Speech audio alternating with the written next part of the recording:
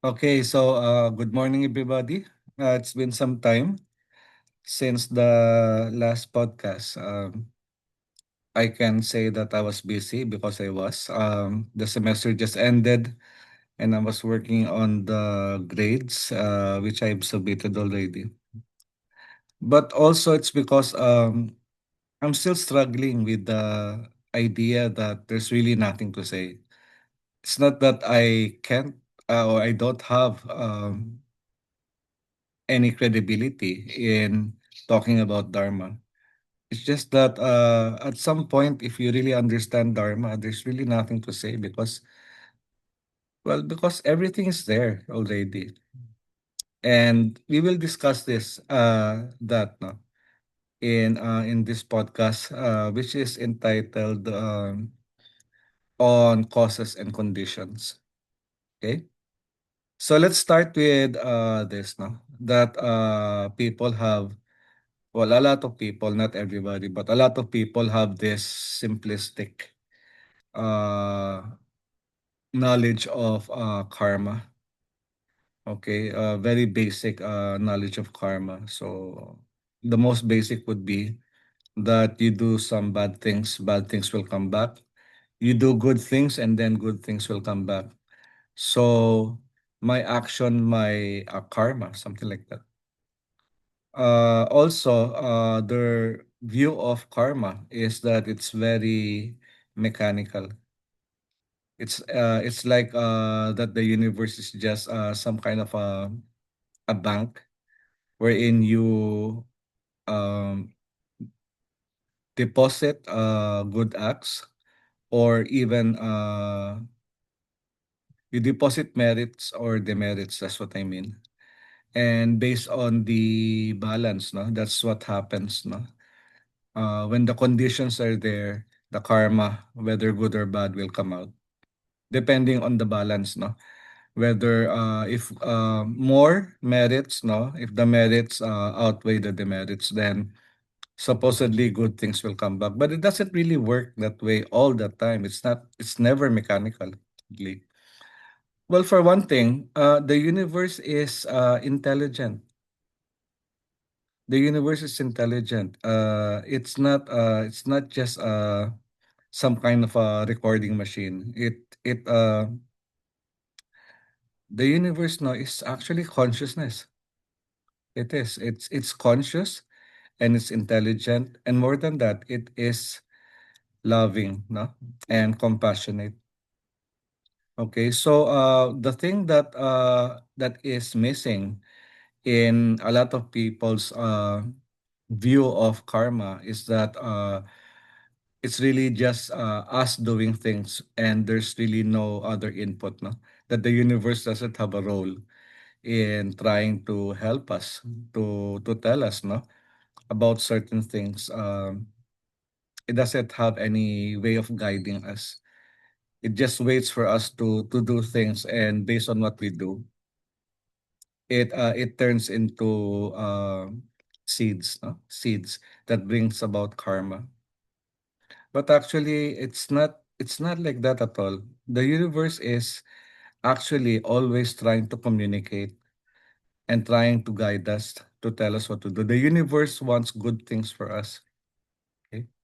And the universe wants us to come back home, okay, to be enlightened.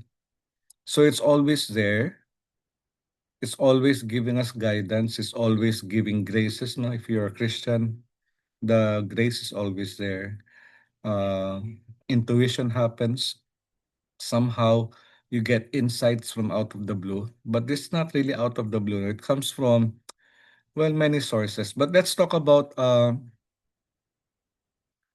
okay, so how does the universe try to guide us in when we try to live our lives, no?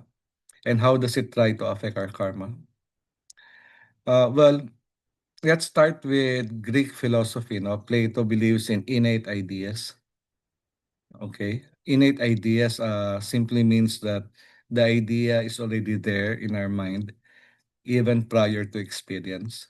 So even without experiencing certain things, we know uh that something is like this or like that, that something is good. A good way of trying to understand this no is morality. I have never raped anybody, but I instinctively know, even without studying ethics, I know that raping or forcing somebody to have sex no unwillingly, it's a bad thing. It's a bad thing. I wouldn't want it to happen to me, and I don't want to do it to anybody else. Even though I don't have the experience no of actually engaging in that activity. So conscience no is some kind of an innate wisdom that we have. Okay, some people think that it is universal knowledge, that all the answers to all of our questions are actually deep down inside our levels of consciousness, even the collective unconscious, if we are to believe that. But the thing is, they see universal knowledge as just something that is static, that all of the answers are there readily, and all you have to do is to draw it out, no, from your conscious and subconscious levels, no, of the mind. But innate knowledge is dynamic also, just as the universe is dynamic. So it actually goes with, it tries to, it adjusts no to the circumstances.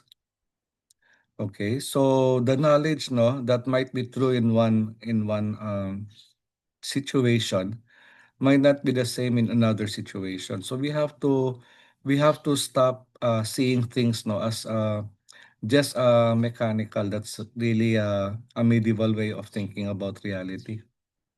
So reality is interactive.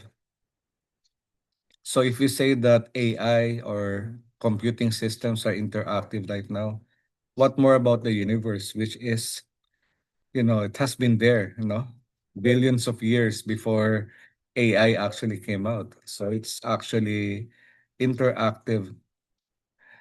Uh, so it's not that we have a bank of knowledge that is already inside, but rather our mind has the ability to come up with insights, no, through some kind of a revelation. I don't want to sound prophetic about this, but the knowledge, no, it comes from deep within. Okay. Like my belief is that although I'm not wise, although I'm not always compassionate, although I still have blind passions, no, like anger and lust, but when my sense of self decreases, the bodhisattva arises. And it's that bodhisattva that tells us about what we should do. So this is what I mean by universal knowledge, no, not being static, to, but rather dynamic. There's always an interaction. There's always some kind of communication happening between the unconscious and subconscious levels of the mind with our conscious mind. Okay? That's how dreams are like that. No, it's a form of communication. Sometimes the subconscious wants to tell something to the conscious mind. And so it does that through dreams. So sometimes the answers come in the form of dreams. If we are sensitive to dreams, we can learn a lot about ourselves, no? And about what's happening to us. I've always believed that. Uh okay. So the universe no is always trying to send messages. Okay? It always does. Now, it's not that some people have good karma and that's why they get the messages, while some people don't get the messages. We're all receiving the same information coming from the universe, no, or coming from deep within ourselves. Okay, in the form of guidance from a bodhisattva, in the form of insight, uh, And we know that the universe wants good things for us because all we have to do is to look at nature. Okay. One way of understanding universal knowledge, no? Or how the universe is trying to always do good things for us, no? Is to look at nature. Okay. Uh, the natural law theory. So if you look at nature, no, it is based on an intelligent design. Okay, so it's not mechanical at all. There's always something happening. Now, first of all, when we study ecosystems, so we see that there's a balance. Okay, and we also know that there's what do you call this? That it always wants the best for us, given our situation. Okay, so you can see this when we look at natural things. No, they thrive. Nature's always trying to do things, no, so that the system will thrive. If not the individual flora or fauna, no, then the system, it does things to optimize the system. It wants everything to thrive, and thriving is actually the natural order of things. No, not decadence, not chaos, not suffering. No, we're always looking for happiness, and the reason for that is that we are by nature supposed to be happy. We're always looking for happiness because that's part of our nature. Part of our nature is to be blissful. And that is why as birds no take to the sky, as fish always look for clear waters to swim in, we are always looking for happiness because it is our natural state. Okay? And it is done no, because nature is designed that way. Okay. So and that is why I maintain that the universe is always trying to do good things for us. Okay. Now, how come some people don't get the insights? How come some people don't get the message? The message is always there, as I've said earlier. But the problem is that some people are not ready for it. Okay. So if something's meant to happen, because of causes and conditions and because of the grace coming from the above, let's just say that, no? Some people don't get it on the first time. But just like the tide, no, the tide is always there every day. If you don't get it today, it will come again tomorrow and it will keep on coming, no? The certain lessons to be learned, the certain wisdom that has to be understood, the certain insights that can guide us will come again and again and again until it hits us on the head, no? Or until we are ready to receive it. Okay? Because some people don't have the right frequency. Okay? So they're not ready to receive it simply because their level of awareness is not yet there. So even if the graces are emitting from above, some people don't actually see it. Or even if they do, they don't know that it's valuable, so they don't want it. Okay. Well, actually, it's not that they don't want it. It's simply non-existent, no? So the materialist will always say there's no such thing. But if we are sensitive, no, we see these things happening time and time again, synchronicities. When when for example, at the moment of doubt or at the saddest moment of our life, no, suddenly a grace will come, insights will come, uh, low energy is renewed, hope appears, no? Hope, which is actually another blessing that we get all the time. We're always given hope, even at the most desperate moment of our lives. We don't just give up and kill ourselves. No, some people do actually, but that's not normal. Killing ourselves or suicide is not normal. We always try to cling on to life, and the reason for that is that we have hope. The most basic message basically is not to lose hope. Just as I've said earlier, no, the nature of things is to thrive, and you cannot thrive now if you don't have hope. Okay, so hope is always something that's very important. Uh, Frequency. If we don't have access to the higher frequencies, if our frequency, the frequency that we emanate, no, is not high enough, then we will only get zero messages or just a small part of the message, and we might actually misconstrue the message altogether because our mind is so dull. So we have to raise our frequency, okay? And there are basically two things to do to understand this, no?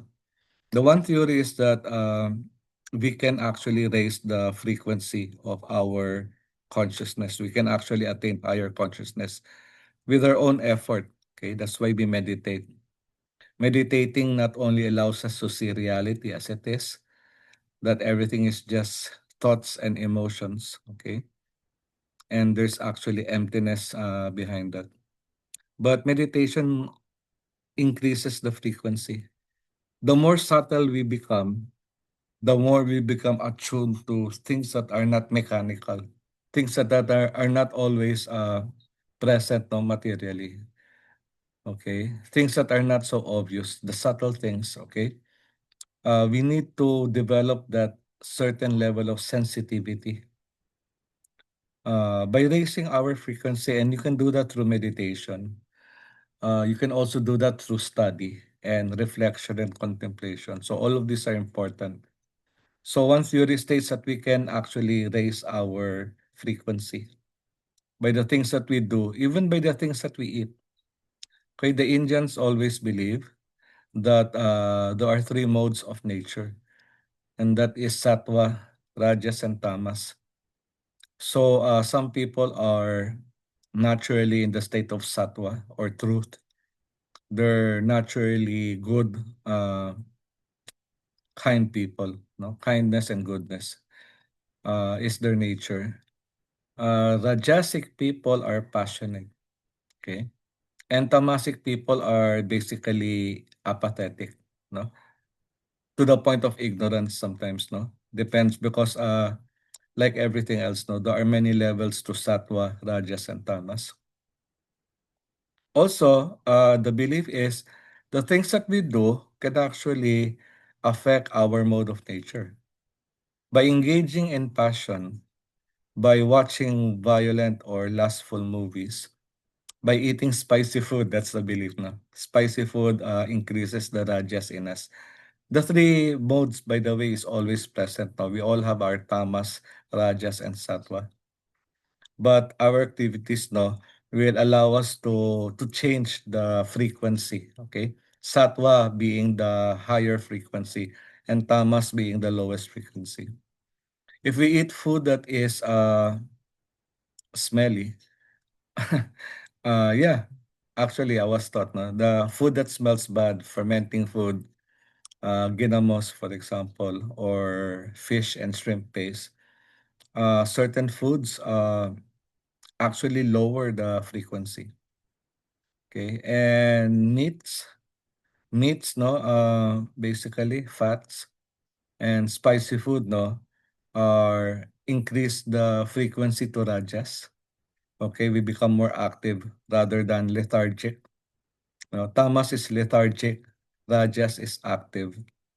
But certain foods like vegetables, fruits, milk, and grains, especially when offered to other people or offered to the devas or to the bodhisattva, no, are in the mode of goodness, in the mode of sattva.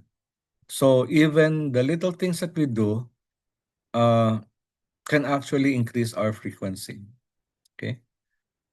Uh, Now, the other belief is that we cannot actually do this by ourselves, no, or we can do it by ourselves, but it is actually hastened or made even stronger and more relevant with the help of the bodhisattvas.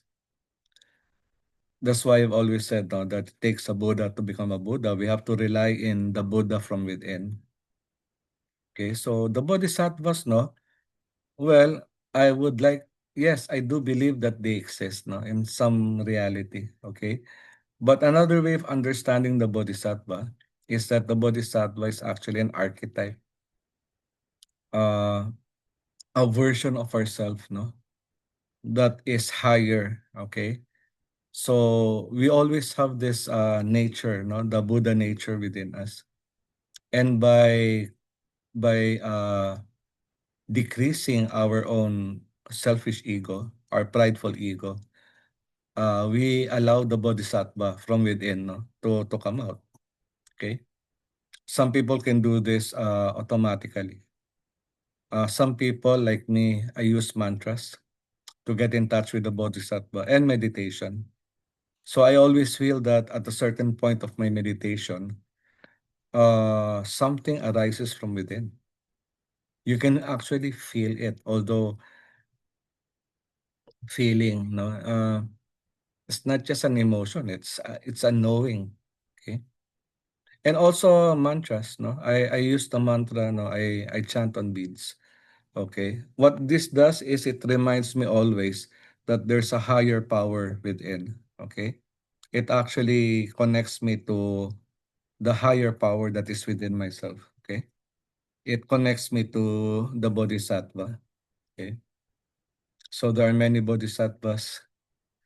Okay, um well, I actually am attached to Avalokiteshvar, the Bodhisattva of compassion.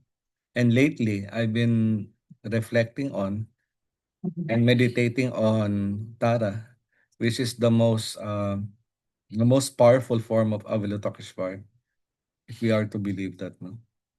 When Avalokiteshvar was just about ready to give up on trying to save the world, he shed tears.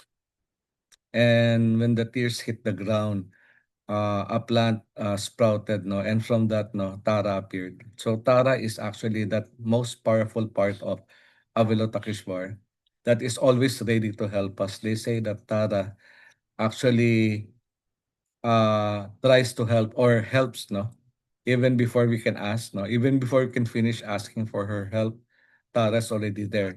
Okay, Tara, although feminine, okay, oh, should I say that? Tara is fierce, always proactive. Okay. Unlike the other version of Tara, which is Kuan Yin, which is like motherly. Okay. Motherly. So the mother's always there, trying to take care of us, no? Like we are her little children. But the fierce protective aspect of motherhood, no, is personalized by Tara. So the Bodhisattva is always there to help us. Okay. It will always guide us, especially if we seek it. Okay. If we meditate on the Bodhisattva, if we chant the mantra or the names of the Bodhisattva, it becomes part of our conscious mind. And so it will help us, it will guide us. So, so going back to karma, okay, causes and conditions. Uh, you can say that it's not just causes and conditions, no? To limit it to just causes and conditions, no, would make it very static, mechanical even. Okay. There's also consciousness. There's also consciousness, no? So it's karma is actually causes and conditions plus our state of consciousness. If we have a higher state of consciousness, or the word that I used was frequency. If our frequency is enough, no, that can also affect the the condition. No? So one of the conditions would be our state of mind, our consciousness, really. And a major part of that, no, would be from the universe itself, no, always trying to help us, always trying to guide us, because the universe will always give us what we actually need, not always what we want, no, but what we need in order to uh, to have a happy life, really. So I can say You can say that the universe will give you a higher state of consciousness. It will make you more wise, make your work compassionate. But the bottom line is really happiness. And if you're not feeling happy at the moment, it's a message. Okay. Something's happening. Sometimes you have to be unhappy in order to be happy. Or sometimes we're doing things wrong. That's why it's causing unhappiness in our lives. So I think that the message is always there. And that is why we have to refine, cultivate, fine tune our mind so that it will be ready to receive the messages that are always there. So that's my take on karma. No, karma is dynamic and it's reciprocal. It also has the consciousness as part of the conditions that will affect the things that will happen because of past and present activities. I also believe that even bad karma can be reduced by the help of the bodhisattva. Okay, so for example, if a person is meant to lose an arm because of bad karma, Tara's intervention can actually make it so that the person only loses a finger and not the whole arm, something like that. Okay. So anyway, that is it for now. I hope I will be able to do one more podcast before Christmas. And of course, no, I will try to have a Christmas message and a New Year's message. No? So that's it. Gasho, Omi Tofo. Bye bye.